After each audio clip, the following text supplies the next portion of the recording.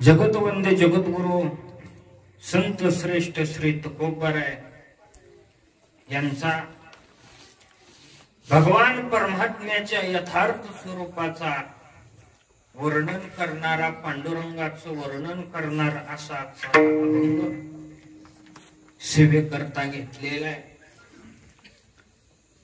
या अभंगामध्ये जगद्गुरु तुकोबाराय पांडुरंग परमात्मा कसा आहे हे सांगत असताना सांगतात, जाने जाने जैसे द्यावे,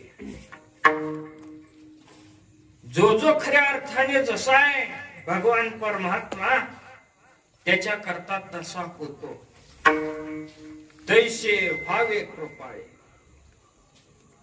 कृपाळू असा शब्द भगवान परमात्म्या करता तुकोबारायांनी वापरलेला आहे। म्हणजे जो भगवान परमात्म्याचं ज्या पद्धतीने ध्यान करणार आहे देव त्याच्या करता तसा होणार आहे। मग हा भगवान परमात्मा कसा आहे बाबा, आहे तरी कसा, तर तुकोबारायांनी याचं स्वरूपाचं वर्णन करत असताना सांगितलं, सगुण निर्गुणाचा ठाव विठे पाव धरिले। म्हणले तो सगुण, हो म्हणले सगुणही आहे, म्हणले निर्गुण, हो म्हणले तो निर्गुण सुद्धा आहे। दोन्ही गोष्टीचा ठाव ठिकाणा, दोन्ही गोष्टीचा पत्ता कुठे, विठे पाव धरिले। ज्या ठिकाणी विठेवरती पाय परमात्म्याने ठेवलेले त्याच ठिकाणी ह्या दोन्ही गोष्टी म्हणजे कोणत्या, तर सगुण आणि निर्गुण त्याच्याच ठिकाणी आहेत, तिथंच आहेत। अहो म्हणले दोन्हीत तर भेद आहे, एकाला नाव सगुण आहे, एकाला नाव निर्गुण आहे। त्याला उत्तर तुकोबाराय देतात, अरे बाबा अवघे साखरेचे अंग नये व्यंग निवडिता। तू तुझ्या शब्दाने यांचं स्वरूप वेगळं करीत असशील, परंतु ह्या दोन गोष्टी वेगळ्या होणाऱ्या नाहीत। या दोन्ही गोष्टी वेगळ्या नाहीत। जसे साखरेपासून त्याचा गोडपणा वेगळा करता येत नाही, तसं याच्यापासून याची दोन्ही स्वरूप वेगळी करता येणार नाही। म्हणून याच्या करता तुका म्हणे जे जे करू ते ते हरी भोगिता। आपण या भगवान परमात्म्या करता जे जे करणार आहोत त्या त्या गोष्टी खऱ्या अर्थाने आपल्या करता तो भगवान परमात्मा स्वीकारणारा आहे किंवा आपल्याला त्या ठिकाणी त्या गोष्टी देणारा आहे। मग त्या ज्ञानाच्या असो, भक्तीच्या असो, भगवान परमात्म्याविषयी प्रेमाच्या असो, कोणत्याही माध्यमाची गोष्ट असू द्या, तो भगवान परमात्मा तसाच आपल्या करता होणार आहे असा या अभंगाचा महाराज सरळ सरळ अशा पद्धतीचा भावार्थ या ठिकाणी होतो। विठ्ठल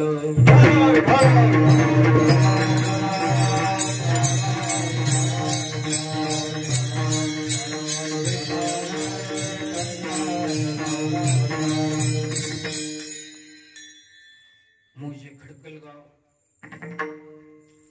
या गावामध्ये या ठिकाणी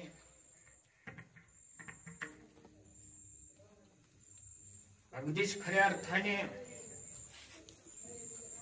पुरातन, जागृत आणि विशेष जर का पाहिलं तर खंडोबारायांचं महाराज मंदिर आहे।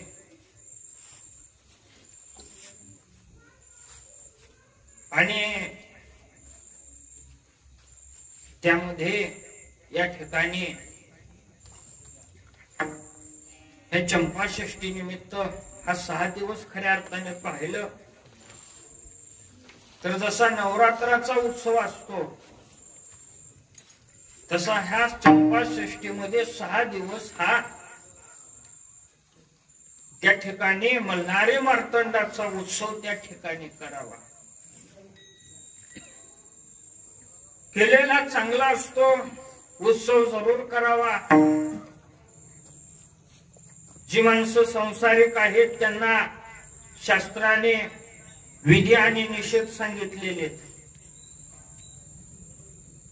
जो कर्मकांडाचा विषय खऱ्या अर्थाने अथर्व वेदामध्ये सांगितलेला आहे, सगळ्या माणसाकरता सांगितलेला आहे. म्हणून कधीही मनुष्याने जीवन जगत असताना जर एखाद्याला पूर्व कर्मानुसार दुःख तर आहेच सगळ्याला, आदिदैविक, आध्यात्मिक, आदिभौतिक, परंतु ते कमी व्हावं अशी जर एखाद्याची इच्छा असेल तर 3 गोष्टी त्याच्या जीवनामध्ये जरूर असाव्यात. एक म्हणजे कुळदैवताचं पूजन, एक म्हणजे कुळदेवी ज्या घराण्याची कुळदेवी असते तिची वारी, कुळदैवताची वारी आणि आपली पित्र. या 3 गोष्टीमध्ये जर का मनुष्य चुकला नाही त्याला दुःख होत नाही महाराज. हजारो संकट आपली परतवण्याचं सामर्थ्य यांच्यामध्ये असतं. म्हणून अतिशय खऱ्या अर्थाने पाहिलं तर समस्त महाराष्ट्रभर खऱ्या अर्थाने हा उत्सव मोठ्या उत्साहामध्ये या ठिकाणी साजरा महाराज केला जातो. त्या निमित्ताने या ठिकाणी अखंड हरिनाम सप्ताहाचं आयोजन महाराज केलेले. गावातील या ठिकाणी नवीन तरुण मंडळी असतील यांनी विचार केला की या ठिकाणी भगवान परमात्म्याचं भजन व्हावं, कीर्तन व्हावं, नामस्मरण व्हावं अशी एक सदैच्छा त्या ठिकाणी ठेवून या सप्ताहाचं आयोजन त्यांच्या माध्यमातून या ठिकाणी महाराज करण्यात आलेले. ज्यांच्या परमकृपेने श्री सद्गुरु क्षामनाथ महाराज, वैकुंठवासी श्री सद्गुरु दास महाराज यांच्या कृपाशीर्वादाने महाराज या सप्ताहाचं आयोजन अशा पद्धतीने झालं. त्या निमित्ताने या ठिकाणी उपस्थित असणारे सर्व गावातील ज्येष्ठ श्रेष्ठ मंडळी असतील, मृदुंग वादक असतील, सर्व गायनाचार्य मंडळी असतील, संस्थेतली मुलं असतील, सर्व माता भगिनी असतील, सर्व टाळकरी मंडळी असतील, या सगळ्यांच्या उपस्थितीने भावभक्तीने आज ही कीर्तनरूपी सेवा करण्याचा योग या ठिकाणी माझ्याकडे आलेला आहे.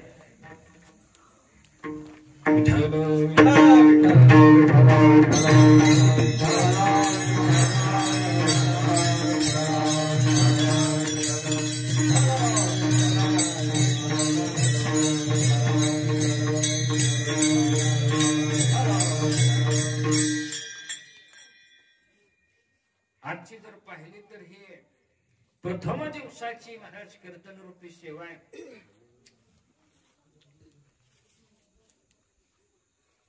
अर्थातच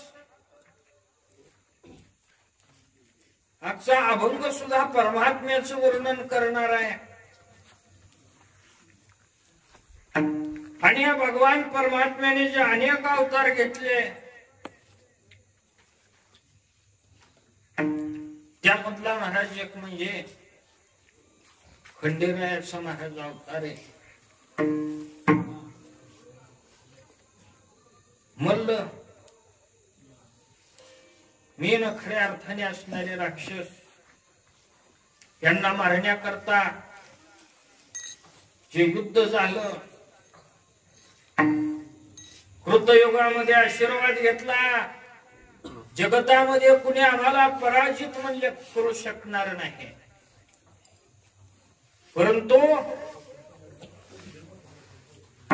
धर्माचं रक्षण करणं हे देवाचं कर्तव्य असल्यामुळे भगवान महादेवांनी जे अनेक खऱ्या अर्थाने अवतार घेतले त्यामधला हा खंडोबारायाचा अवतार, त्या राक्षसांना त्या ठिकाणी मारलेले,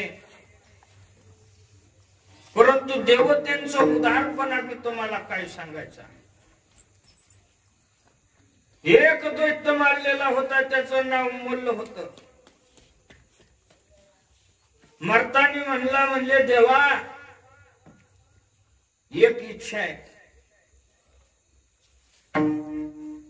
पूर्ण कराल, वचन द्या. हो म्हणले वचन देतो, पूर्ण करतो. म्हणले माझं नाव मल्ल, म्हणले हे नाव म्हणलं तुमच्या नावाला लावा. म्हणून काय झालं, मल्हारी.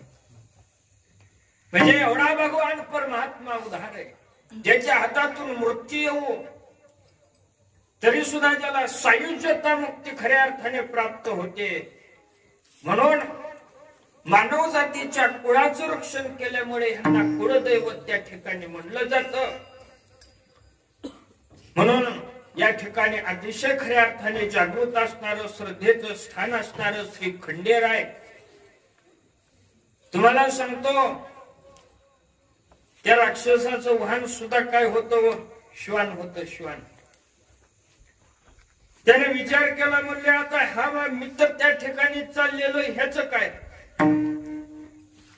त्याने पुन्हा वचन घेतलं, म्हणले हे वाहन तुम्हाला राहू द्या.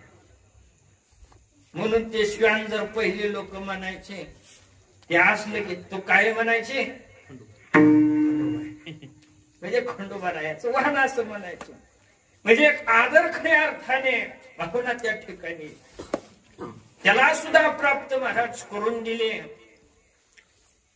तसं पाहिलं तर त्यांचं पहिलं वाहन घोडा होतं, परंतु त्या राक्षसांनी दिल्यामुळं ते सुद्धा आपलं वाहन त्यांनी त्या ठिकाणी करून घेतलेलं आहे. म्हणून अतिशय जागृत खऱ्या अर्थाने असणारं, पुरातन खऱ्या अर्थाने असणारं, कुळाचं रक्षण करणारं असं हे कुळदेवतेचं महाराज ठिकाण. आणि या ठिकाणी तुम्हा आम्हाकडून खऱ्या अर्थाने ही सेवा होतीये, ही भक्ती होतीये. हे म्हणजे काहीतरी खऱ्या अर्थाने पुण्य असल्याशिवाय होत नाही बर का. कारण असं आहे की कीर्तनामध्ये येणं, भजनामध्ये येणं आणि देववाणी ऐकणं हे कुणालाही त्या ठिकाणी सहजासहजी प्राप्त होत नाही. कारण असं त्याच्याकरता भगवान परमात्म्याची कृपा असावी लागते. ज्ञानोबराय म्हणतात, माझी मेघ मल्हार वाणी, गरजोनी बोले शारंग पाणी, माझ्या परम कृपे वाचोनी माझी वेदवाणी कळेची ना. मेघ गंभीर वाणी, गंभीर स्वरामध्ये जसे आकाशामध्ये ढग व्यापून येतात, त्यावेळेला त्या निसर्गाकडे पाहिल्यानंतर असं गंभीर दृश्य असं दिसतं. तो निसर्ग गंभीर झालेला दिसतो. त्या निसर्गाकडे पाहिल्यानंतर त्या निसर्गाचा सारखीच खऱ्या अर्थाने मेघ आणि गंभीर स्वरामध्ये भगवान श्रीकृष्ण परमात्मा म्हणाले, अर्जुना म्हणले माझी वेदवाणी, माझं ज्ञान कुणालाही म्हणले कळणार नाही. जोपर्यंत माझी एखाद्यावरती कृपा होणार नाही तोपर्यंत म्हणले त्याला माझ्या नामाची, त्याला माझ्या भक्तीची म्हणले आवड निर्माण होणं शक्य नाही. म्हणजे ज्या अर्थी एखाद्याला भगवान परमात्म्याचं चिंतन ऐकू वाटतं, काहीतरी पुण्य असतं म्हणायचं त्याच्या जीवनामध्ये, की ज्या पुण्याच्या जोरावरती एखाद्याला या ठिकाणी भगवान परमात्म्याची भक्ती त्या ठिकाणी आवडू लागते. तसं आजचा सुद्धा अभंग पाहिला तर भगवान परमात्म्याच्या त्या स्वरूपाचं वर्णन करणारा अभंग. या अभंगामध्ये सरळ सरळ पाहिलं तर त्या ठिकाणी भगवान परमात्म्याच्या स्वरूपाचं वर्णन केलेलं आहे. मग या भगवान परमात्मा कसा आहे, याचं स्वरूप कसं आहे, तर याचा विचार करत असताना भगवान परमात्म्याचा जो विचार आहे तो कसा आहे, त्याचं स्वरूप कसं आहे, त्याचं रूप कसं आहे, ही शंका महाराज अनादिकालापासूनची, म्हणजे आताचीच नाही, अनेक दिवसापासून अनेक वर्षापासून भगवान परमात्मा कसा आहे आणि तो कसा आहे हे सांगत असताना त्याची मत मांडली. किती जणांनी मांडली तर 12 दर्शनकाराने महाराज हा भगवान परमात्मा कसा आहे सांगितला. त्यामध्ये जर का पाहिलं तर जे शून्यवादी आहेत त्यांनी या भगवान परमात्म्याचं वर्णन करत असताना सांगितलं म्हणले जगतामध्ये काही नाही. तो म्हणाला शून्य होम शून्य होम शून्य, म्हणले शून्य जगामध्ये दुसरं काही नाही, म्हणजे हा शून्यवादी झाला. म्हणजे काही माणसं जगतामध्ये आता देव मानित नाहीत, म्हणजे हा आताचा प्रश्न नाही, याच्या अगोदर जे आपण खऱ्या अर्थाने अंधश्रद्धा निर्मूलनवाले पाहतो हे आता निर्माण झाले, परंतु त्याच्या अगोदर जे होते ते दर्शनकार होते.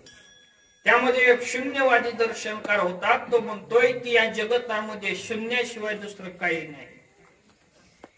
एक होता त्याचं नाव चार्वाक.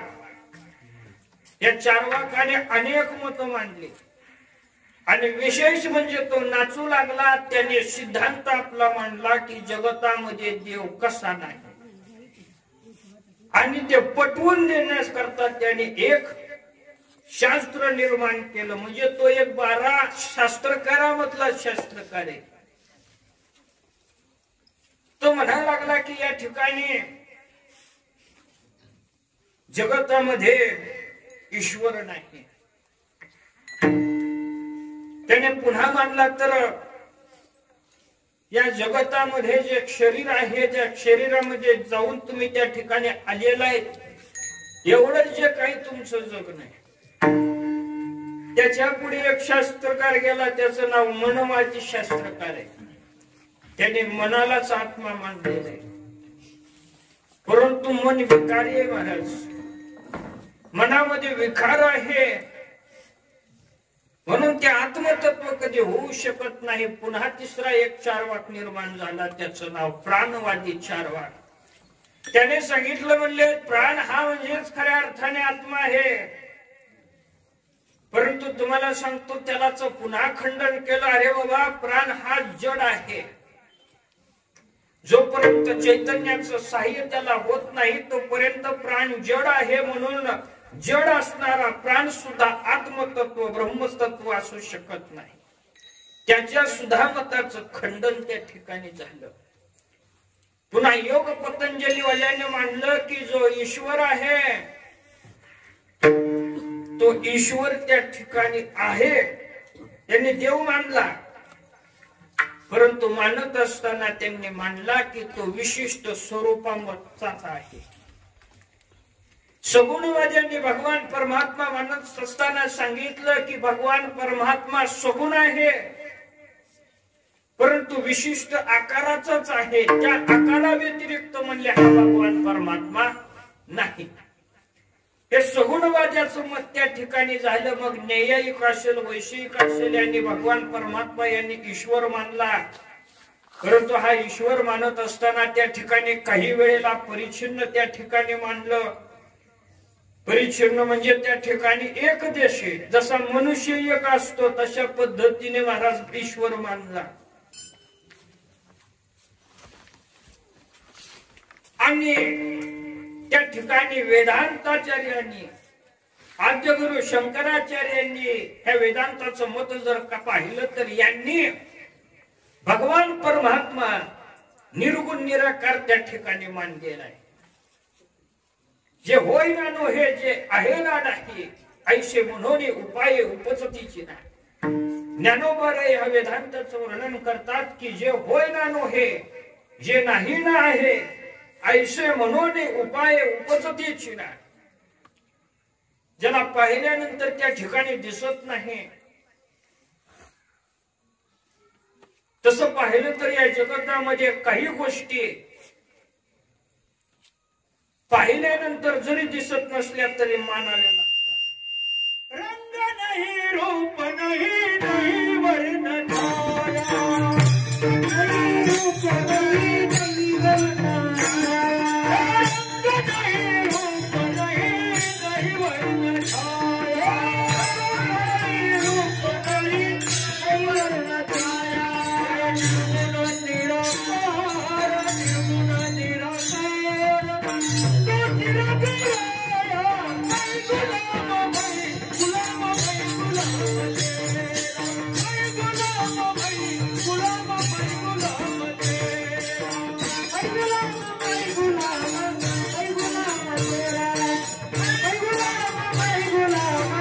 निर्गुण निराकार, रंग नाही, रूप नाही, नाही वर्ण छाया, निर्गुण निराकार, एक तुही रघुराया. ज्या ठिकाणी रंग नाही, ज्या ठिकाणी रूप नाही, नाही वर्ण छाया, परंतु तो दिसत नसला तरी त्या गोष्टी काही मानाव्या लागतात. आणि काही गोष्टी दिसत जरी असल्या तरी सुद्धा त्या मानाव्या लागत नाही. म्हणजे ज्या दिसतात त्या सत्य असतात असं नाही, ज्या दिसत नाहीत त्या नसतात असं मानता येत नाही. ज्ञानोबा म्हणतात, जे जे देखणे सकळ ते हे स्वप्नीचे मृगजळ. अरे बाबा, आपण जे पाहतोय, जे जे आपल्या दृष्टीला पडतंय ते म्हणजे कसं आहे, म्हणजे नुसतं मृगजळ नाही. मृगजळ काय असतं? उन्हाळ्यामध्ये ऊन पडल्यानंतर जर का एखादी खोलगड जमीन असेल आणि लांबून जर का पाहिलं तर त्या ऊन पडल्यामुळे त्या उन्हाच्या कडाक्यामध्ये मृगजळ निर्माण होतं. आणि हे मृगजळ पाण्यासारखं दिसतं, पाण्यासारखं दिसतं, परंतु त्या ठिकाणी जसं जसं त्याच्या जवळ जाऊ तसं तसं ते लांब दिसायला चालू होतं. ते हरणाला वाटतं, परंतु ते हरणाचा जीव घेतो म्हणून त्याला मृग म्हणलेले, आणि जळ हरणाला दिसणारं जळ आहे म्हणून मृगजळ म्हणलेले. ते असत्य असतं. तसं हे जग ज्ञानोबा म्हणतात, बाबा कसं आहे, जे जे देखणे सखळ ते कसं आहे, नुसतं मृगजळ नाही, त्याच्या पुढे ज्ञानोबा गेले. अरे बाबा म्हणले ते स्वप्नातलं मृगजळ आहे. स्वप्नीच्या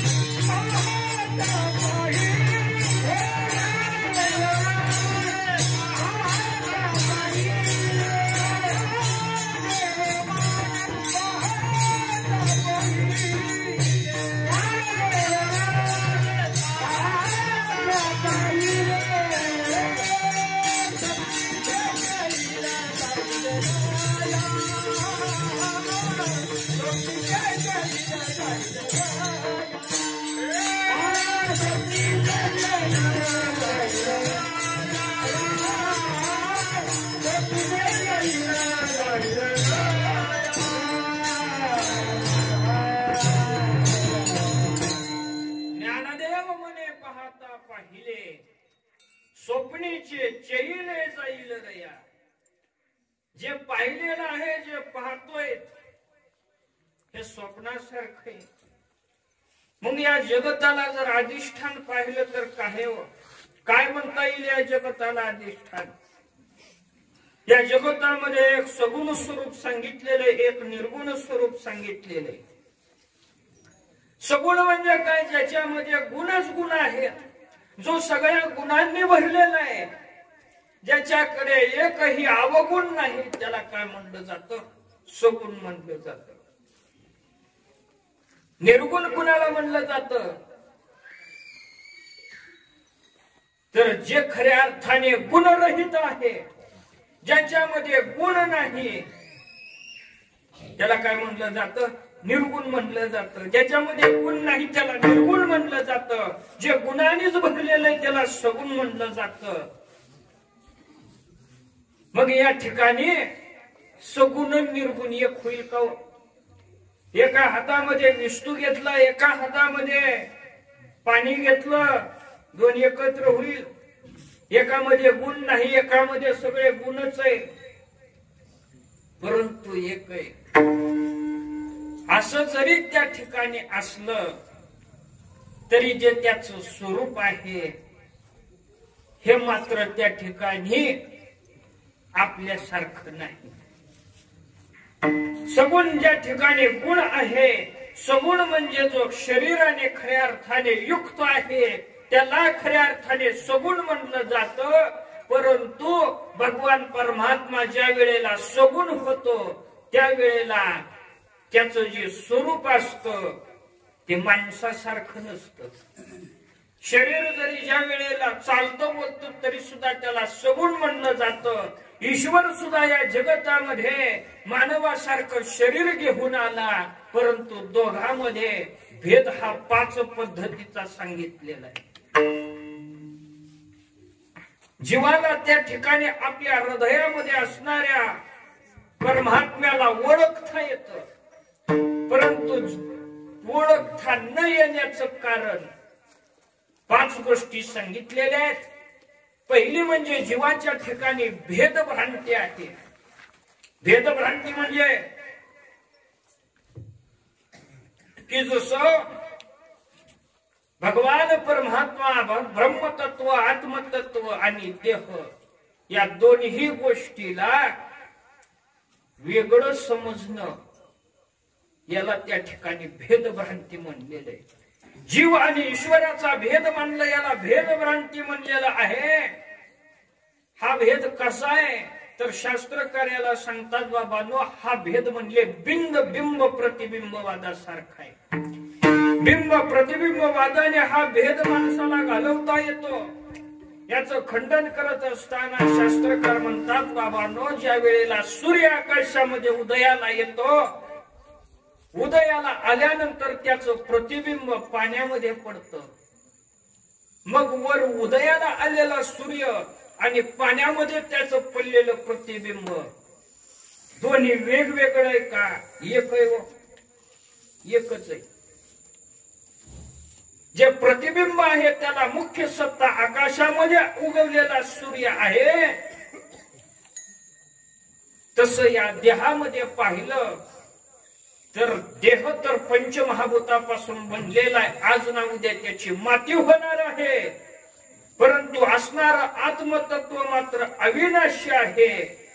शरीर त्या ठिकाणी मनुष्य शरीराकरता त्या ठिकाणी रडतो आणि शेवटी शरीराची त्या ठिकाणी आग्नी देऊन माती करतो, परंतु ज्याच्याकरता रडतो त्याच्यामध्ये असणारा आत्मतत्व तर कधी मरणारच नाही, त्याला मरणच नाही, परंतु भेद मानतो. आणि स्वतः ज्ञानोबराय म्हणतात की परमात्मा कुठे आहे? तैसा हृदयामध्ये विरामो, असता सर्व सुखाचा आराम. अरे बाबांनो, तुम्हाला जीवनामध्ये जे सुख आहे हे सुख काय त्या ठिकाणी विषयापासून नाही. हे सुख असणार केवळ तुमच्या अंतःकरणामध्ये असणार. तैसा हृदयामध्ये विरामो घाटी रामा देह देही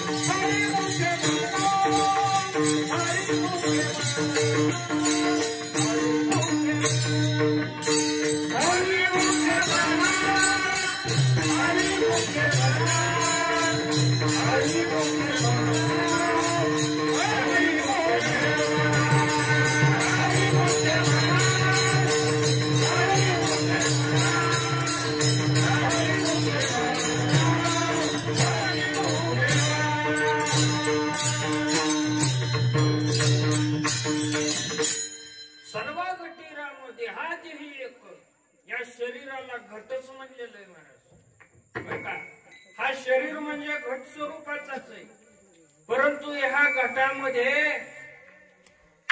चैतन्य तत्व आल्यामुळे हा घट चालता बोलता झालेला आहे. हा घट चालता बोलता झालेला आहे. कारण शरीर, सूक्ष्म शरीर, महाकारण शरीर या तिन्हीच्या संयोगाने हा घट चालतोय आणि बोलतोय. परंतु असे दोन आकाश असतात, एक घट आकाश असतं आणि एक महाआकाश असतं. घटामध्ये ज्या वेळेला पोकळी असते त्या पोकळीतल्या त्या ठिकाणी घटाच्या मधल्या पोकळीला शास्त्रकार घटाकाश म्हणतात. घटाच्या मध्ये असणारा आकाश सगळ्या निसर्गाकडे आकाशाकडे पाहिल्यानंतर जे व्यापक असतं त्याला महाआकाश म्हटलं जातं. परंतु घट ज्या वेळेला फुटतो त्या वेळेला त्या घटाकाशाचा नाश कवते नष्ट होतं का? तर नाही. जे घटाकाश असतं तेच महाआकाश असतं. तसं आपल्या अंतःकरणामध्ये असणारा जो परमात्म तत्व आहे तेच परब्रह्म तत्व आहे, तेच व्यापक त्या ठिकाणी आहे. हा त्या ठिकाणी तुका म्हणे हा तो स्वयं परब्रह्म मूर्खने वर बसत. बर का, याला त्या ठिकाणी महाराज विकार भ्रांती म्हणलेला आहे. पहिली भेद भ्रांती, दुसरी विकार भ्रांती, तिसरी म्हणजे कर्तृत्व भ्रांती. कर्तृत्व भ्रांती म्हणजे काय? जोपर्यंत शरीर आहे, एखादं कार्य मनुष्य करतो त्या वेळेला म्हणतो की हे कार्य मी केलेलं आहे.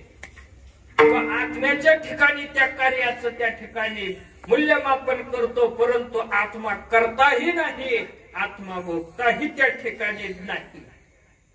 त्याच्या पुढचा विचार केला तर संसर्ग भ्रांती जीवाच्या ठिकाणी त्या महाराज आहे. संसर्ग भ्रांती म्हणजे काय? तर देहाचे धर्म असे की जन्माला येणारा आणि मरण पावणार हे महाराज देह आहे. परंतु मनुष्य रडतो आणि जन्म मरणाचं तत्व महाराज तो आत्मस्वरूपाच्या संबंधामध्ये लावतो. परंतु जगतामध्ये एक सत्य, आतापर्यंत आत्मा जन्मलाही नाही आणि आतापर्यंत आत्मा मरलेला सुद्धा नाही. जे मरतही नाही आणि जे जन्मतही नाही, त्याच्या ठिकाणी मनुष्य ज्या वेळेला मी मरणार आहे आणि मी पुन्हा जन्माला येणार आहे असं म्हणतो त्यावेळेला जीवाच्या ठिकाणी संसर्ग भ्रांती निर्माण होते. त्याच्या पुढे जर का आपण विचार केला तर जगत सत्यत्व भ्रांती म्हणजे ज्या जगताकडे आपण पाहतो हे जगतच सत्य आहे असं आपण मानतो, परंतु ज्ञानोबराय मगाशी प्रमाण झालं, जे जे देखणे सकळ ते हे स्वप्नीचे मृग जड. असं हे जग आहे. हे जग ज्या वेळेला सत्य मानू लागतो त्यावेळेला जगत भ्रांती आपल्या मनामध्ये निर्माण होते. या 5 भ्रांती जीवाच्या ठिकाणी असल्यामुळे भगवान परमात्म्याला की जो निर्गुण निराकार आहे त्याला सगुण स्वरूपामध्ये यावं लागलं आणि तो पुन्हा करता हितकर होतो. अशा भगवान परमात्म्याचं ज्याही माध्यमातून तुम्ही ध्यान करा तो त्याच्या करता तसा होतो. तुकोबाराय अभंगाच्या पहिल्या चरणात सांगतात, जाने जाने तैसे धावे,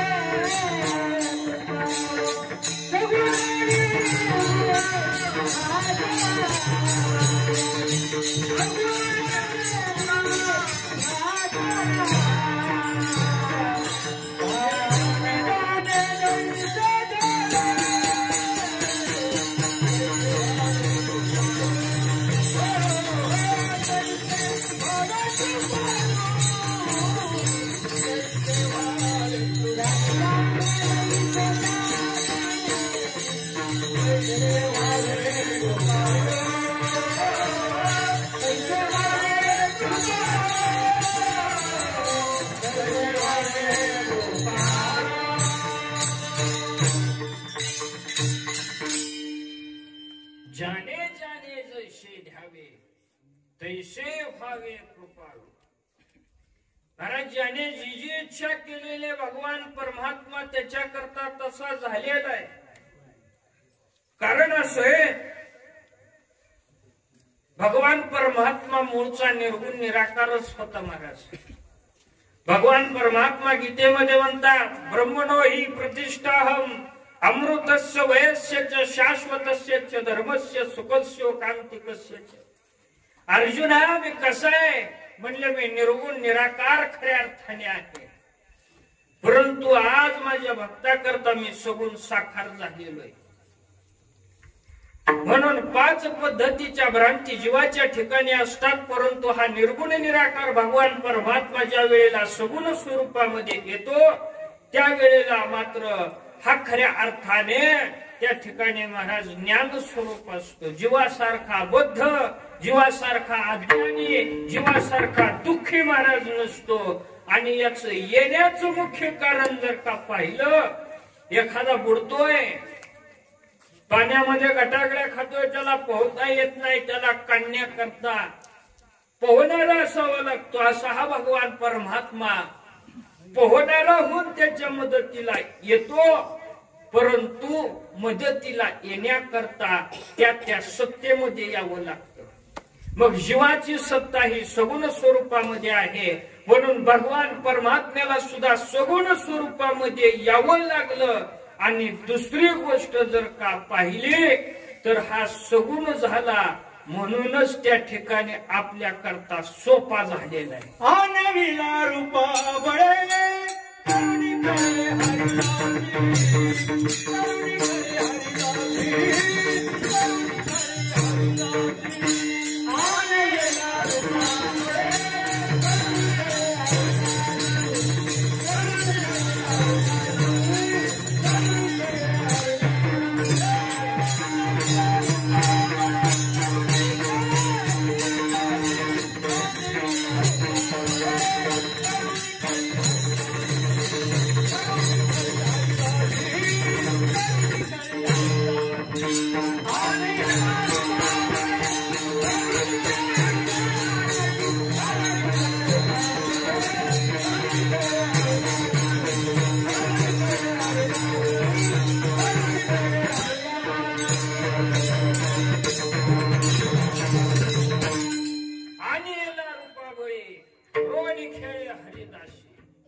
म्हणून हा भगवान परमात्मा हा सगुण आहे का निर्गुण आहे असा विचार करत असताना संतांनी सांगितलं, बाबांनो तो कसा आहे तर सांगतात, तुझं सगुण म्हणो की निर्गुण रे, सगुण निर्गुण एको गोविंदू रे. बर का तो कसा आहे? संतांनी मत काय मानलं? तो सगुणही आहे मानलं आणि म्हणले निर्गुणही आहे मानलं. त्याची निर्गुणत्वाची भक्ती केली तरी सुद्धा तुम्हाला मोक्षच प्राप्त होणार आहे, आणि त्याची सगुण भक्ती केली तरी सुद्धा मोक्षच प्राप्त होणार आहे. परंतु जो सगुण भक्ती करतो त्याला थोडं फळ जास्त भेटणार आहे. कोणतं? ब्रह्मीभूत काया होतसे कीर्तनी कीर्तनी रो देवा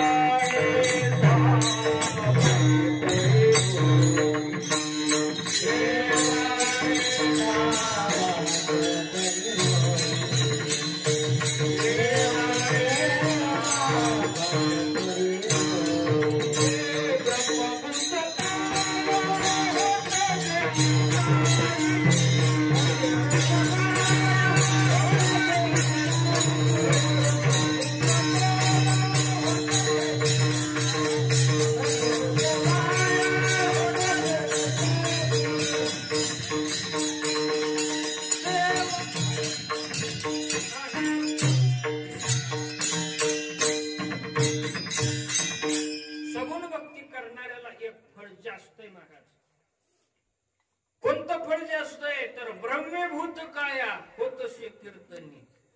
हा आनंद निर्गुण निराकार भक्ती करणाऱ्याला होत नाही, परंतु सगुण भक्ती करणाऱ्याला मोक्षही प्राप्त होतो आणि ब्रह्मभूत कायेचा आनंद सुद्धा महाराज त्याला भजन करताना कीर्तन करताना घेता येतो. हे फळ महाराज या दोन्ही भक्तीमध्ये आहे, परंतु दोन्ही भक्तीची साधना ही एकाच ठिकाणी महाराज नेणारी आहे. आणि ती जर का पाहिलं तर त्या ठिकाणी आपलं आत्मस्वरूप आहे. म्हणून हा भगवान परमात्मा ज्याचं जो खऱ्या अर्थाने जो व्यक्ती त्याचं जसं ध्यान करेल त्याच्याकरता तसा होत असतो महाराज. म्हणून हा सगुण झाला. एकदा झाला असं की एक साधू महात्मा, मोठा महात्मा होता, सिद्ध महात्मा होता, प्रवासाला निघाला आणि प्रवासाला निघाल्यानंतर अंधार पडला म्हणून एका पारध्याच्या वस्तीवरती मुक्कामाला थांबला. मुक्कामाला थांबल्यानंतर आता ज्या पारध्याच्या वस्तीवर मुक्कामाला थांबला त्याचं वैशिष्ट्य महाराज असं होतं की तो आतिथ्य धर्म मानणारा होता. म्हणजे काही जण माणसामध्ये सुद्धा चांगली असतात. या जगतामध्ये तुम्ही जसं पाहाल तसं तुम्हाला जग दिसतं. एखादा असा असतो की तो सगळ्या जगाकडे पाहत असताना त्याला सगळे वाईटच माणसं दिसू लागतात. त्याला असं वाटतं या जगामध्ये कोणच चांगलं नाही. आणि त्याला जग सुद्धा तसंच दिसू लागतं महाराज. काही जणांचा असं असतं, तो जगाकडे पाहत असताना सगळं जगच महाराज त्याला चांगलं असं दिसू लागतं. तसं त्या पडद्यामध्ये खऱ्या अर्थाने तो चांगला होता. त्याचा स्वभाव अतिथी धर्म खऱ्या अर्थाने मानणारा होता. मग तो महात्मा त्या ठिकाणी मुक्कामाला थांबला आणि दुसऱ्या दिवशी त्या महात्म्याने स्नान वगैरे केलं आणि त्या पारद्याने त्या महात्म्याला विचारला, हो म्हणले तुम्ही पुढच्या प्रवासाला निघालात, परंतु म्हणले तुम्ही अतिथी आहात, तुम्हाला काय पाहिजे म्हणले जेवण ते सांगा. आता त्याला काय माहित नव्हतं हा महात्मा आहे, गळ्यामध्ये याच्या माळा असते, काही नाही, काही माहित नव्हतं. परंतु अतिथी धर्म पाळणारा होता तो. तर पारधी म्हणू लागला, तुम्ही कुठला पक्षी म्हणले खाणार आहेत तो सांगा. कुठला म्हणला पक्षी मी पकडतो. आता तो सिद्ध महात्मा होता, म्हणला तुम्ही जेवल्याशिवाय म्हणले जाऊ नका. काय म्हणेन ती म्हणले द्यायला तुम्हाला मी भोजन द्यायला तयार आहे, फक्त तुम्ही नाव सांगा. त्या महात्म्याला मनामध्ये वाटला, रे हा मांस खातो परंतु अतिथी धर्म पाळणार आहे, याचं कल्याण केलं पाहिजे, याचं कल्याण झालं पाहिजे. त्या महात्म्याने त्या पारद्याला सांगितलं, बाबा मी काय म्हणशील ते आणून देशील. हो म्हणले, काही मागा, कुठला पक्षी मागा म्हणले मी पकडतो, तुम्हाला आणून देतो. ठीक आहे म्हणले. म्हणले असं कर, एक पक्षी म्हणले त्याचं म्हणले मला मांस लागतं. म्हणले कसा आहे तो. म्हणले त्याला 4 हात आहेत. म्हणला 4 हात. हो म्हणला. कुठं असतो तो. तो म्हणला झाडावरही असतो, जमिनीवरही असतो. त्याच्या डोक्यामध्ये म्हणले सुवर्णाचा मुकुट आहे, त्याच्या गळ्यामध्ये वैजयंती माळा आहे, त्याच्या गळ्यामध्ये तुळशीचा हार आहे. असा पक्षी म्हणले तुम्हाला आणून दे. ठीक आहे म्हणला, आणून देतो. जंगलामध्ये वनामध्ये गेला, फिरतोय फिरतोय फिरतोय, पक्षी काय त्याला दिसला. बऱ्याच जणाला विचारलं आणि मग मात्र त्याने काय काढलं, चित्र काढलं. काय काढलं, चित्र काढलं. चित्र काढल्यानंतर लोकांना लगे ओळखू येईल की हा पक्षी कोणता आहे म्हणून त्याने चित्र काढलं. अनेक लोकांना दाखवायचे, लोक म्हणायचे असला पक्षी म्हणजे अनेक तर आम्ही बघितला नाही. आता तुम्हाला माहित असेल कुणाचं कोणत्या पक्षाचं वर्णन केलेलं आहे.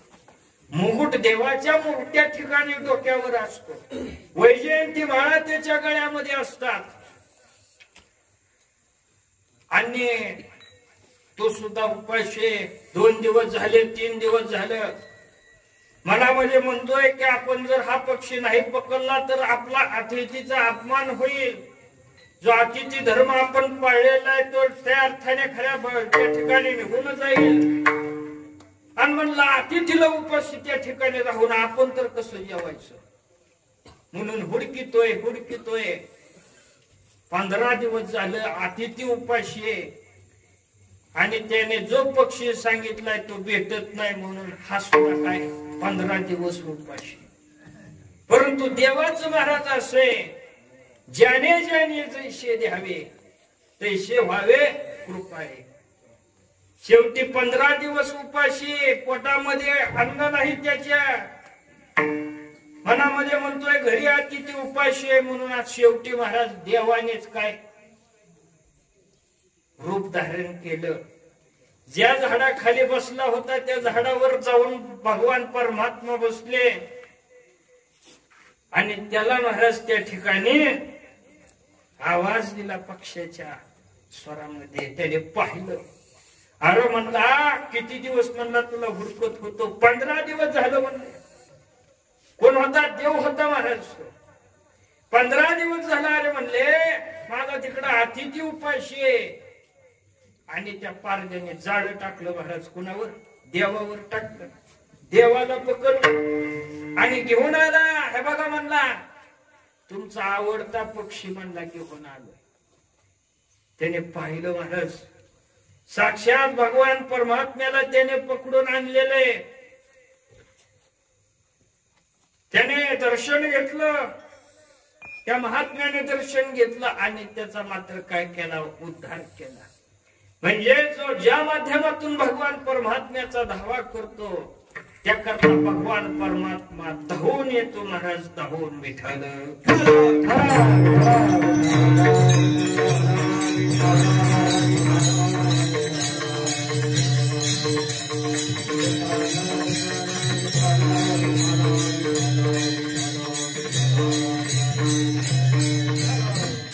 म्हणून आपण जसं या भगवान परमात्म्याची इच्छा करतो, त्याचं स्मरण करतो, तशा पद्धतीने महाराज तो करतो. एक साधू महाराज तीर्थयात्रा करत असताना रामानुजाचार्याच्या जर पंथामधले माणसं पाहिले तर काय महाराज त्यांची पूजा असते. जसं आपण लक्ष्मी बसवतो, गणपती बसवतो, डेकोरेशन बसवतो, तर त्या पद्धतीने त्यांचं दररोज महाराज पूजा असते. तसा महात्मा एका गावामध्ये थांबला. एका घरामध्ये थांबल्यानंतर दुसऱ्या दिवशी त्याची पूजा चालू झाली. त्या लहान मुलाने पाहिलं, काय म्हणलं, सुंदर पूजा करतायत. काय होता त्याच्यापाशी, शालिग्राम होता महाराज. दुसऱ्या दिवशी तो साधू निघत असताना तो लहान मूल रडू लागलेला आहे. अरे बाबा, हा जो शालिग्राम आहे तो राहू दे म्हणले मला. म्हणजे का म्हणले, तुमच्यासारखी पूजा म्हणले मला करायची. हट्ट धरला महाराज. शेवटी बाल हट्ट त्या साधूने ते सगळं देवाचं त्या ठिकाणी देवघर तसं ठेवलं. तो शालिग्राम देऊन टाकला.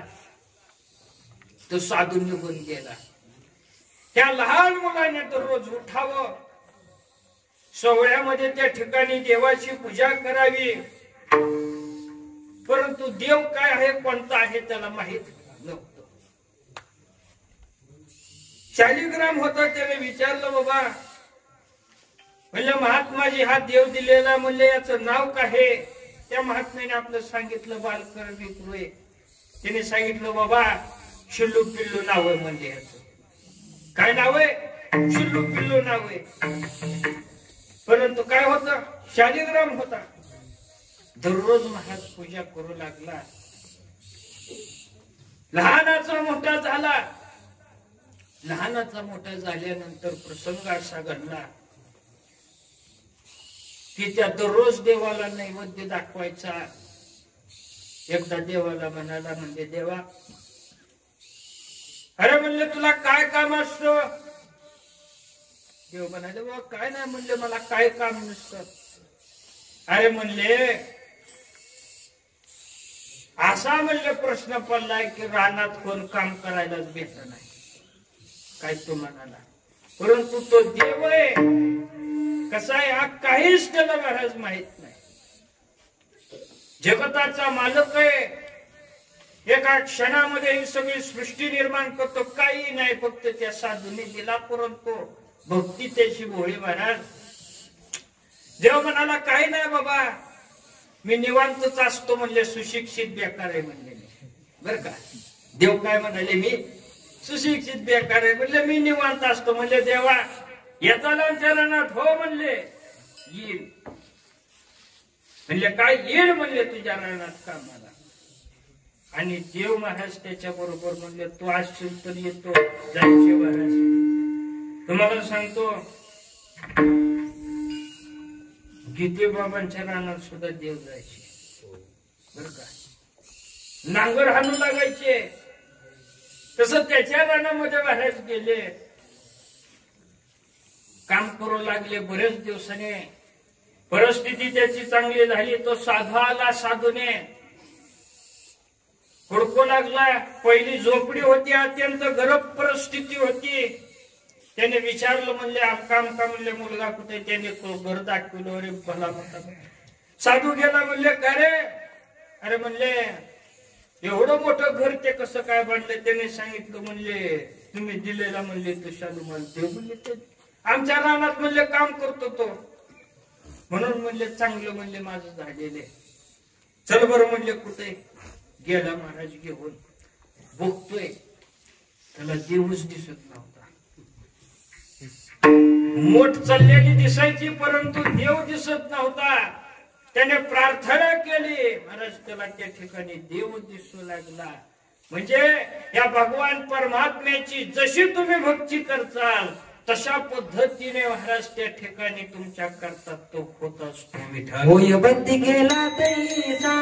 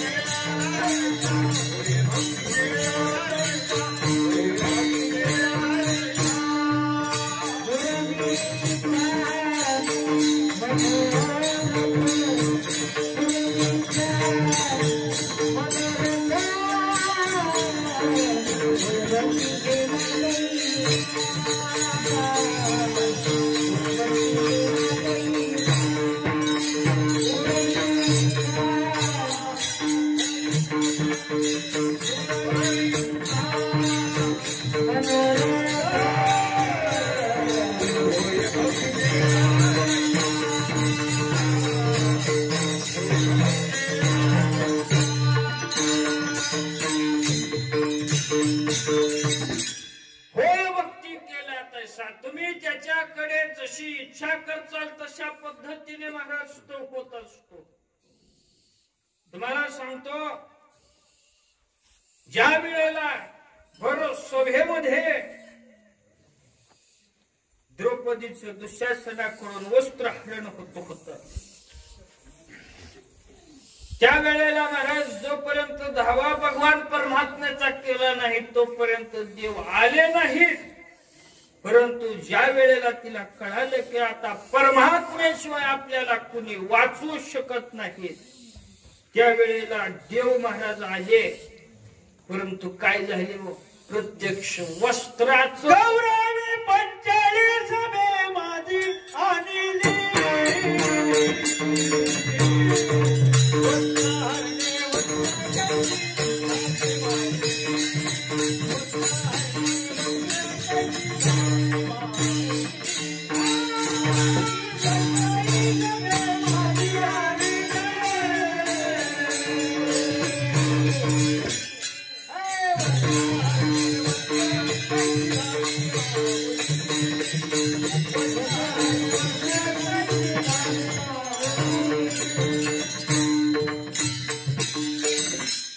भगवान परमात्मा प्रत्यक्ष वस्त्र झाले महाराज वस्त्र.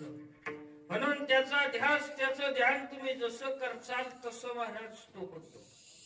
तुम्हाला सांगतो कंसाने रंगमंच उभा केला मथुरेमध्ये आणि अनेक लांब लांबचे मोठमोठे मल्ल आणले आणि मथुरेमध्ये त्या ठिकाणी महाराज कुस्त्याचा आखाडा भरणार होता. आणि भगवान आपलं कंसाने एक हेतू सगळ्यांना सांगितलं. सगळ्या मल्लांना सांगितलं म्हणले सगळा रंगमंच एवढ्या करता भरवलेला आहे की जो नंद यशोदेचा मुलगा आहे श्रीकृष्ण त्याला म्हणजे आपल्याला काय करायचंय ठार करायचंय. कुस्त्याचं हे निमित्त आहे परंतु आपल्याला त्याला म्हणले मारायचंय असं ठरलेलं. आणि मथुरेमध्ये महाराज तो रंगमंच उभा राहिला. अनेक नामांकित मोठमोठे पेहलवान ह्या कंसाने महाराज कृष्णाला मारण्याकरता त्या ठिकाणी बोलवलेले. आणि अनेक आजूबाजूला चर्चा त्या ठिकाणी झाली की ह्या कुस्तीमध्ये गोकुळातील कृष्ण सुद्धा येणार आहे.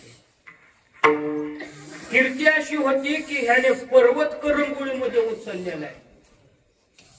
7 दिवस याने पर्वत आपल्या करंगुळीमध्ये उचलून धरलेला होता. ह्याने काले सर्पावरती नाचलेला होता.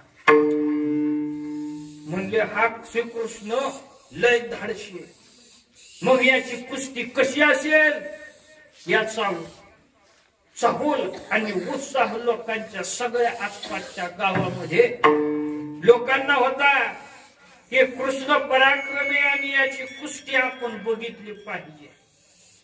भगवान परमात्मा महाराज ज्या वेळेला त्या कुस्तीच्या आखाड्यामध्ये महाराज गेले त्या वेळेला असं झालं की परमात्मा सगळ्याला वेगवेगळे दिसायचे.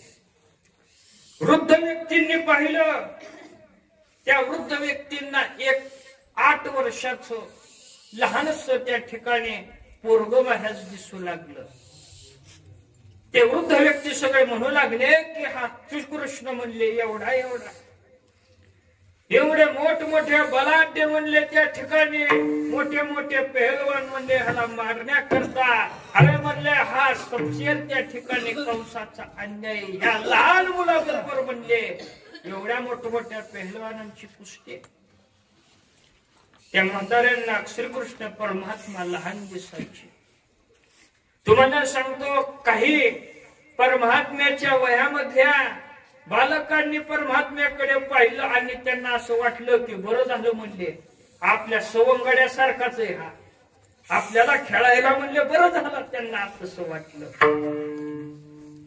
त्या भगवान परमात्म्याकडे घोडणींनी पाहिलं त्यांना त्या ठिकाणी भगवान परमात्मा मधनासारखा दिसू लागला. आणि ह्याच भगवान परमात्म्याकडे महाराज जे मल्ल आलेले होते त्या मल्लांनी पाहिलं कंसांनी पाहिलं. त्या वेळेला महाराज हा भगवान श्रीकृष्ण परमात्मा त्यांना यमासारखाच दिसू लागला.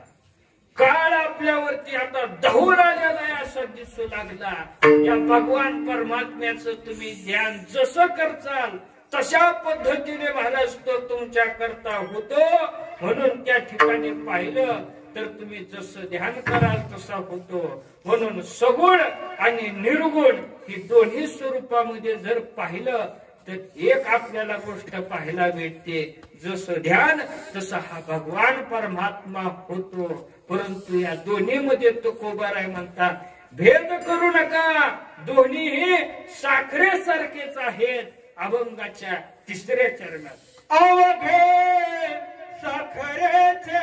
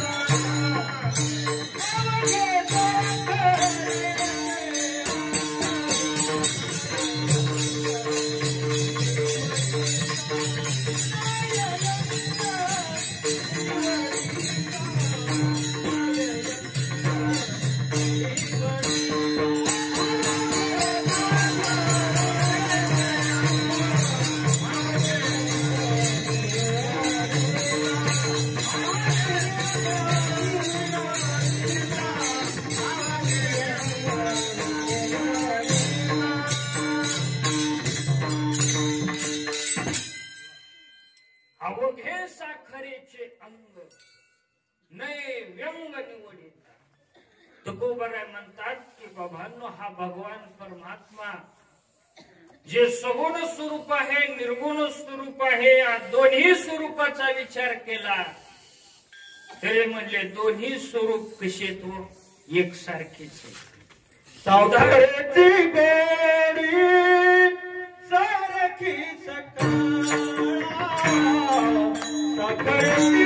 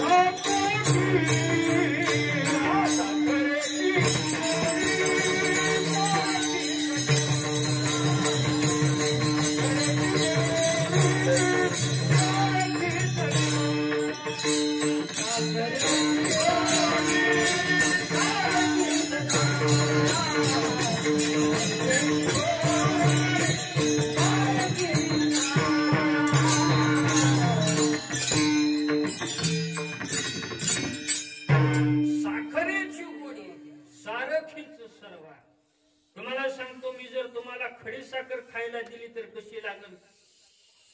गोडी सारखी आणि पिठी साखर दिली तर गोडच लागल.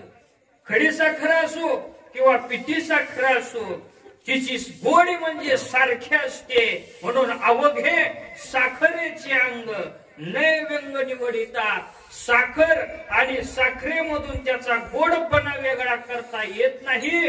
गोड म्हणजेच साखर आहे आणि साखर म्हणजेच गोड आहे. तसं सगुण म्हणजेच निर्गुण आहे आणि निर्गुण म्हणजेच खऱ्या अर्थाने सगुण त्या ठिकाणी आहे. म्हणून ह्या भगवान परमात्म्याची कोणत्याही माध्यमातून भक्ती करा. जो भगवान परमात्मा विठेवरती उभा आहे, ज्याने आपले हात करकठावरती ठेवलेले आहेत आणि जो ज्याने गळ्यामध्ये वैजयंतीच्या माळा घातलेला आहे, जो विठेवरती उभा आहे, हा भगवान परमात्मा जो सगुण दिसतोय तोच खऱ्या अर्थाने निर्गुण आहे, सगळ्या जगताचा मालक आहे. म्हणून त्याची भक्ती त्या ठिकाणी तुकोबराय म्हणतात करा. एकदा सगळे मोठ्या प्रेमाने संप्रदायपूर्वक भजन करू. विठोबार रघुमाई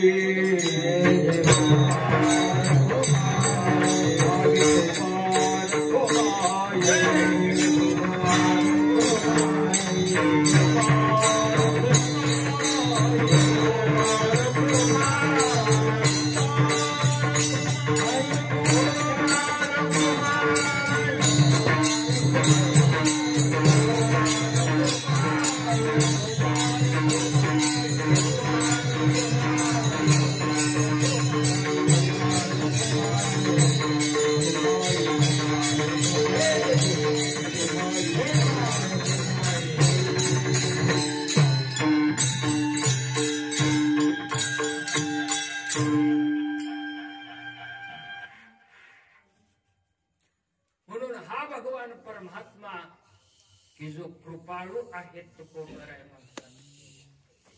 कृपाळू हा जर का गुण पाहिला तर तो दैवी अलौकिक सामर्थ्याच्या ठिकाणी कृपाळू हा गुण त्या ठिकाणी महाराज दिसून येतो. ज्या ठिकाणी दैवी सामर्थ्य आहे, ज्या ठिकाणी अलौकिक सामर्थ्य आहे, त्या ठिकाणी कृपाळू हा गुण दिसून येतो. भगवान परमात्मा कोणत्या कृपेचं दान देतो याच्याकडे काही मागा. या भगवान परमात्म्याकडे काही जणांनी ज्ञान मागितलं, त्यांना ज्ञानाचं दान दिलं. शुकाचार्य ह्या जगतामध्ये यायला तयार नव्हते. अरे ह्या प्रपंचातलं दुःख नकोय मला. व्यास महर्षींचे पुत्र होते महाराज. 12 महिने उधरामध्ये राहिले.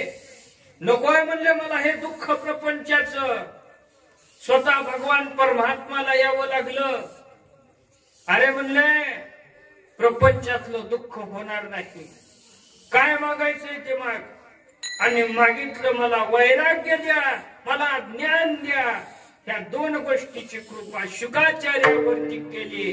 परिणाम असा झाला त्यांना जीवनामध्ये कधीच हा संसार दुःखाचा वाटला नाही. ज्याने ज्ञान मागितलं त्यांना ज्ञानाची कृपा केली, ज्यांनी वैराग्य मागितलं त्यांना वैराग्याची कृपा केली, ज्यांनी पंढरीची वारी मागितली त्यांना वारीची कृपा केली, ज्यांनी चंद्रभागेचं स्नान मागितलं त्यांना चंद्रभागेचं स्नान दिलं.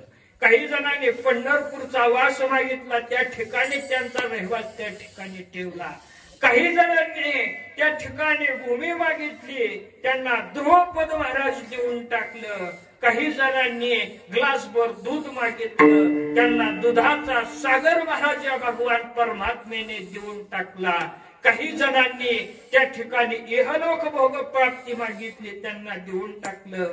काही जणांनी स्वर्ग भोग प्राप्ती मागितली, काही जणांनी वैकुंठातलं स्थान मागितलं. म्हणजे ज्या ज्या गोष्टी भगवान परमात्म्याकडे ज्यांनी ज्यांनी मागितल्या ते देण्याचं सामर्थ्य महाराज याच्या ठिकाणी आहे.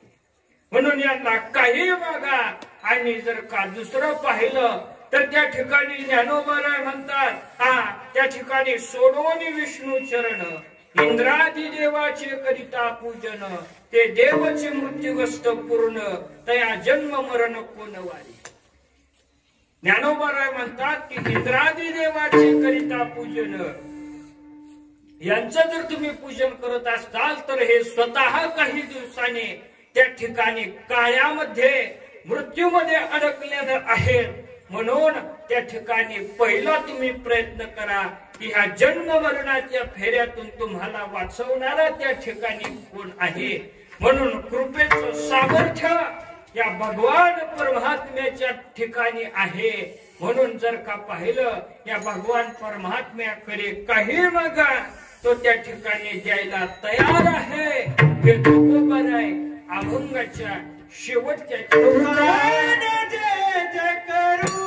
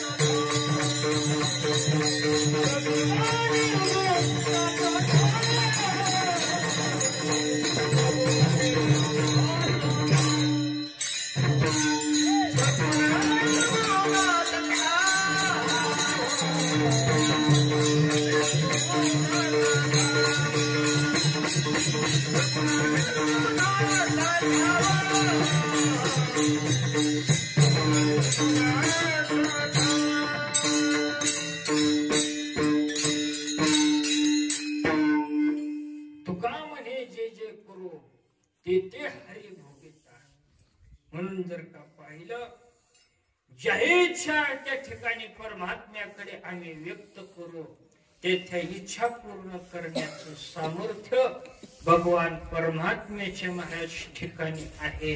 म्हणून या भगवान परमात्म्याचं सगुण स्वरूप असो किंवा निर्गुण स्वरूप असो, दोन्ही स्वरूपाची जर का भक्ती एखाद्याच्या जीवनामध्ये असेल तर मग मात्र त्याला चिंता करण्याची काही गरज नाही.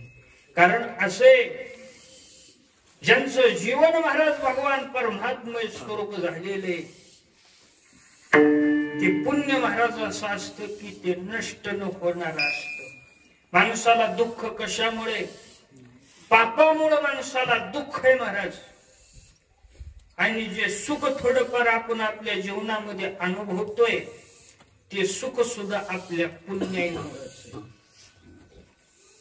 परंतु पुण्य असं असतं की काही गोष्टी ह्या अशा असतात की सहज कराव्या आणि त्याच्यामधून अदृश्य पुण्य निर्माण होत असत. ज्ञानोबा म्हणतात का तुळशीची बुडा दुरोनी न घाली शिंतोडा, की द्राक्षाची बुडा दूधची घाली. ज्ञानोबा म्हणतात की त्या ठिकाणी माणसं अशी आहेत की एखादं द्राक्षाचं झाड असेल, त्या द्राक्षाच्या झाडाला दूध टाकतील. का टाकतील तुम्हाला सांगतो. दूध टाकल्यानंतर द्राक्ष गोड होतात. परंतु ज्ञानोबा म्हणतात हे माणसं अशी दुरून तुळशीच्या झाडापासून चालली तर तुळशीवर असं शितडून सुद्धा पाणी टाकणार नाहीत. परंतु एकामध्ये दूध घालणं आणि तुळशीमध्ये पाणी घालणं, या दोन्हीमध्ये पुण्य निर्माण होतं. तुळशीला पाणी घातल्यानंतर ते पुण्य दिसत नसतं, अदृश्य असतं. आणि अदृश्य पुण्य कसं तारतं तुम्हाला सांगतो. आपण एखाद्या हवेमधून हवेवरती एखाद्या वाहनामध्ये जात असावं आणि जात असताना पुढून एखादा भला मोठा ट्रक यावा आणि त्या ट्रकने आपल्या गाडीला जोराची धडक द्यावी आणि धडक दिल्यानंतर त्या ठिकाणी ते वाहन सगळं फुटून तरी सुद्धा त्या ठिकाणी आपण सही सलामत बाजूला निघावं. त्या ठिकाणी आपला जीव कुणी वाचवला तर जे आपण तुळशीला पाणी घातलेलं असतं ते अदृश्य पुण्य अशा भल्या मोठ्या संकटातून महाराज त्या ठिकाणी आपल्याला वाचवतं. म्हणून या जगतामध्ये धर्मासाठी सुद्धा काहीतरी केलं पाहिजे. म्हणून या ठिकाणी पाहिलं की नियोजक मंडळीकडून महाराज अशी सूचना आली की त्या ठिकाणी या सप्ताहाकरता खऱ्या अर्थाने काहीतरी मदत या ठिकाणी करावी. आणि जर पाहिलं तर असं आहे की नोह्या हा एकल्याचा खेळ बर का, म्हणून मेळ मेळविला. हा सप्ताह म्हणजे गावातल्या कुणाच्या एकट्या माणसाचा नाही महाराज, सगळ्याच्या सहकार्यातून महाराज हे निर्माण होणार कार्य. आणि जो खर्च जो करतो तो धर्माकरता केलेला असतो महाराज. धर्म रक्षिता हा त्या ठिकाणी रक्षिते बर का. जो धर्माचं रक्षण करतो त्याचं धर्म महाराज त्या ठिकाणी रक्षण अशा पद्धतीचं करत असतो. म्हणून वेळोवेळी त्या ठिकाणी ज्या ठिकाणी परमात्म्याचं स्मरण होतं, ज्या ठिकाणी महाराज धर्म असतो त्या ठिकाणी महाराज नक्की माणसाने आपली सेवा त्या ठिकाणी व्यक्त केली पाहिजे बर का. म्हणून आज या ठिकाणी महाराज सगळ्यांनी उपस्थिती लावली. सगळ्यांचे आभार अशा पद्धतीने व्यक्त करतो. श्री खंडोबारायांची कृपा तुम्हा आम्हावरती राहावी, त्यांची सेवा आपल्या जीवनामध्ये घडावी अशी प्रार्थना महाराज त्यांच्या चरणी आपण या ठिकाणी करू. झालेली सेवा श्री खंडोबारायांच्या चरणी, सद्गुरु श्यामनाथ महाराजांच्या चरणी, श्री पांडुरंग परमात्म्याच्या चरणी महाराज या ठिकाणी समर्पित अशा पद्धतीची करतो. आणि आजच्या सेवेला या ठिकाणी पूर्ण प्राण देतो. ज्ञानेश्वर